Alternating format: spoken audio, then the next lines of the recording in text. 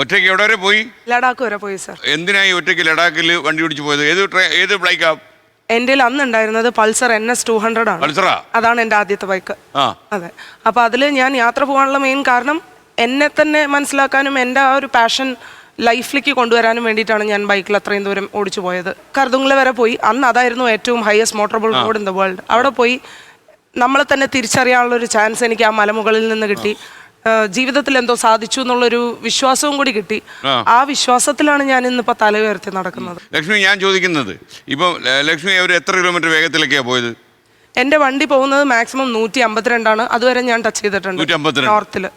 ഇവിടെ കേരളത്തിൽ അത്രയും പോകാറില്ല. ഓവർ സ്പീഡ് പ്രശ്നമാണെന്ന് പറയുന്നവരോട് എനിക്ക് പറയാനുള്ളത്, വണ്ടിയെ കുറിച്ച് അറിഞ്ഞിട്ട് വേണം ഈ ഓവർ സ്പീഡിലോട്ട് കയറാൻ. ഈ റോഡിലല്ലേ പോകുന്നത്? അതെ, വണ്ടി ഓക്കെ ആയിക്കോട്ടെ, ഈ റോഡല്ലേ പോകുന്നത്. വണ്ടി അതിനാണ് എഞ്ചിൻ ബ്രേക്കിംഗ്, പാനിക് ബ്രേക്കിംഗ്, ഇതൊക്കെ ടെക്നിക്കൽ സൈഡുകൾ.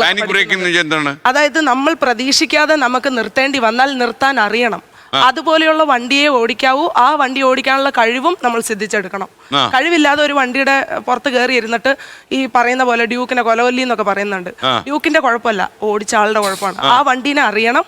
വണ്ടി എവിടെ പിടിച്ചാൽ എവിടെ വണ്ടി കൊലകൊല്ലി എന്നൊക്കെ വിളിച്ചു. അതെ, ഓക്കെ. ആ വണ്ടിക്ക് അതിൽ കൂടുതൽ പേരിടായി. ഓക്കെ. സ്പീഡിൽ ഇവിടെ കേരളത്തിൽ പോകാന്ന് പറഞ്ഞാൽ മറ്റുള്ള കുട്ടികളെ കാണിക്കുന്ന ഒരു ഹരമാണത്. അത് ഇപ്പൊ വളർന്നു വരുന്ന ചെറുപ്പക്കാർ, പിള്ളേരിൽ 20 വയസ്സിൽ ഉള്ള പിള്ളേർക്ക് വീണ്ടും ആ വേഗതയിൽ പോകണമെന്നുള്ള ഒരു ആഗ്രഹം വരും. അപ്പൊ നിങ്ങളെ അനുകരിക്കാനൊക്കെ ആൾക്കാർ കേരളത്തിലെ റോഡില് ഈ 18 വയസ്സ് പ്രായമില്ലാത്ത ഒരു പയ്യൻ ഓടിച്ചിരുന്നു. എന്റെ ഒരു വീഡിയോ, അച്ഛന്റെ വേദനയത്. എന്റെ അച്ഛനോട് ആദ്യമേ ഞാൻ ഇത് പറയുന്നു, എന്റെ ഒരു വീഡിയോസിൽ പോലും ഞാൻ ഓവർ സ്പീഡിനെ പ്രൊമോട്ട് ചെയ്യുകയോ ഓവർ സ്പീഡിൽ ഓടിക്കുന്നത് കാണിക്കുകയോ ചെയ്തിട്ടില്ല. സാർ ചോദിച്ചതുകൊണ്ട് മാത്രം ഒരു വണ്ടിയുടെ പെർഫോമൻസിനെ കുറിച്ച് ഞാൻ പറഞ്ഞതാണ്. അത് ഓടിക്കാൻ എനിക്ക് എന്റേതായ പ്രായവും കഴിവും എക്സ്പീരിയൻസും ഉണ്ട്. ഈ 18 എന്റെ സംശയം എന്തറിയുമോ? അതായത് വണ്ടി ഏതോ ആയിക്കോട്ടെ, ഹിമാലയോ അല്ലെങ്കിൽ പൾസറോ ഏതോ വണ്ടി ആയിക്കോട്ടെ, കൊലകൊല്ലിയോ താങ്കൾ പറഞ്ഞ വണ്ടിയോ ആയിക്കോട്ടെ, പക്ഷേ താങ്കൾ എങ്ങനെ കുതിക്കാൻ ശ്രമിച്ചാലും നമ്മുടെ ഈ റോഡല്ലേ കുതിക്കുന്നത്. പിന്നെ എതിരെ ആൾക്കാർ, നിങ്ങൾ ശ്രദ്ധിക്കാതെ വരുന്ന ആൾക്കാർ കാണും. പിന്നെ ചിലപ്പോൾ ആൾക്കാർ നിൽക്കുന്ന പില്ല് റോഡിൽ ക്രോസ് ചെയ്യും. അപ്പോൾ അങ്ങനെയൊക്കെ പോകുമ്പോൾ നിങ്ങൾക്ക് പാനിക് ഡ്രൈവിങ്ങിൽ പാനിക് ബ്രേക്ക് ഉണ്ടെന്നൊക്കെ പറഞ്ഞു. എന്നാലും ചവിട്ടി അവിടെ തന്നെ നിൽക്കുന്ന വണ്ടികൾ ഓടിക്കാൻ അറിയണം സാർ. ഇങ്ങനെ ലാടം കെട്ടിയ പോലെ വണ്ടി ഓടിക്കരുത്. ഒരു റൈഡർ ചെയ്യുമ്പോൾ നമ്മുടെ കണ്ണ് അത്രയും സ്കാൻ ചെയ്തിട്ടാണ് വണ്ടി ഓടിക്കുന്നത്. ആ വണ്ടി ഒരാളല്ലേ ഉള്ളൂ കേരളത്തിൽ. മറ്റുള്ള എല്ലാവരും ലക്ഷ്മി പോലെ ആയിരുന്ന പ്രശ്നം. അതാണ് പറയുന്നത്, സ്കില്ല് ഡെവലപ്പ് ചെയ്തതുകൊണ്ട് മാത്രമാണ് ഞാൻ ലക്ഷ്മി അല്ല. ഒരു സെക്കൻഡിലാണ് എന്റെ ജീവിതം മാറി പറഞ്ഞത്. അതെ, ഒരു സെക്കൻഡിൽ. അത് സ്കില്ലാണ്.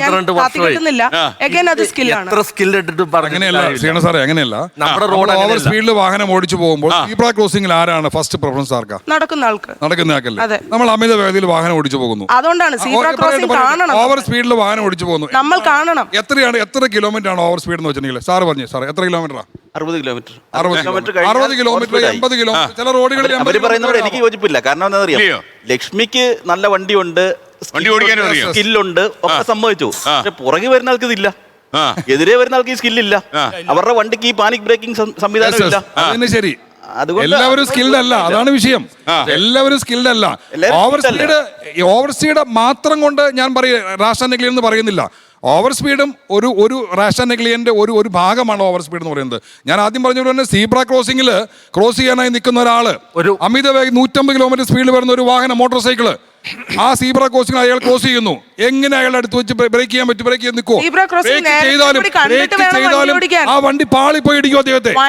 ആ റോഡ് കാണണം, റോഡിലെ നിയമങ്ങൾ കാണണം. എങ്ങനെ കാണും? സൈൻ ബോർഡുകൾ കാണണം. ഒരു മനുഷ്യന് എത്ര കിലോമീറ്റർ, എത്ര ദൂരം വരെ? സാറ് പറഞ്ഞു, സാർ എത്ര കിലോമീറ്റർ, എത്ര ദൂരം വരെ നമുക്ക് ഐസൈറ്റ് ഉണ്ട്? അല്ല, ഒന്നും പറയുന്നില്ല. ഞാൻ അടുത്ത നിയമലംഘനം ഞാൻ നടത്തുന്ന ആളാണെന്ന് മാത്രം പറയൂ.